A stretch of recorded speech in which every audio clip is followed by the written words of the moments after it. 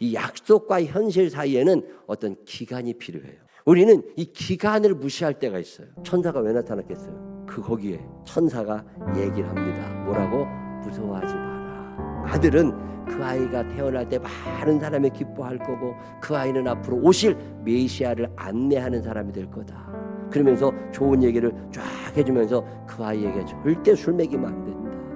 하나님의 일을 할 사람들이니까 나시린으로 잘 키워야 되고 성령에 충만하여서 이 아이가 앞으로 큰 일을 할 거라고 다 얘기를 해주니까 사가랴가 조금 안심은 돼요. 그리고 안심이 되는데 믿어지지도 않아. 내 나이가 몇인데, 우리 마누라 나이가 몇인데 지금 이 나이에 무언 아기를 낳아. 그러고 이제 궁시렁대고 있을 판이야. 그랬더니 천사가 뭐라고 그래요? 왜 못 믿냐? 왜 못 믿냐? 왜 그렇게 믿음이 없냐?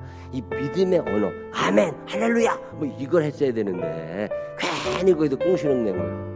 근데 저는 오늘 이 본문 읽으면서 한 두 가지 얘기를 해드리고 싶어요. 첫째는 뭐냐면, 여러분이 한 기도는, 여러분이 해놓은 기도는 여러분의 때가 아니라 하나님의 때, 하나님의 방법으로 이루어짐을 믿으시기를 바랍니다. 살다 보면 간절한 기도의 제목이 있어요. 집 문제도 해결해야 돼, 애들 문제도 해결을 해야 돼, 노후 문제도 해결을 해야 돼, 건강의 문제도 해결을 해야 돼. 해결해야 될 문제들이 너무너무 많아요.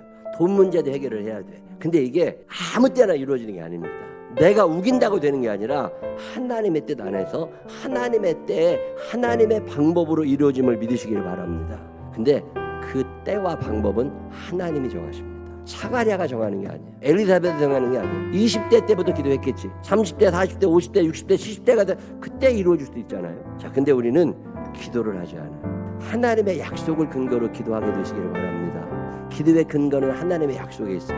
하나님이 이 약속 하셨잖아요. 그래서 기도를 시작합니다. 근데 현실은 그렇지 않아요. 현실적으로는 기도 응답이 안 됐어. 자, 이 약속과 현실 사이에는 어떤 기간이 필요해요. 우리는 이 기간을 무시할 때가 있어요. 제가 살아보면 제가 하나님께 기도했던 것, 이 기도했던 것이 이루어지지 않은 게 더 많아.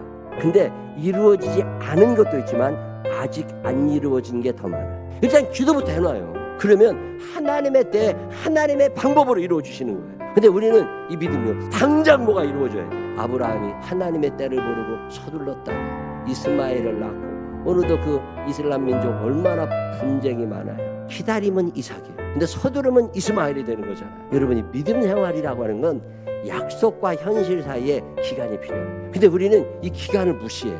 그리고 하다가 구워. 그러면 사가랴의 축복을 못 받는 거예요. 여러분, 살아가는 날 동안에 하나님의 때, 하나님의 방법으로 이루실 것이라는 믿음을 가지고 일단 기도부터 할 줄 아는 사람들이 되시기를 주의 이름으로 축원합니다.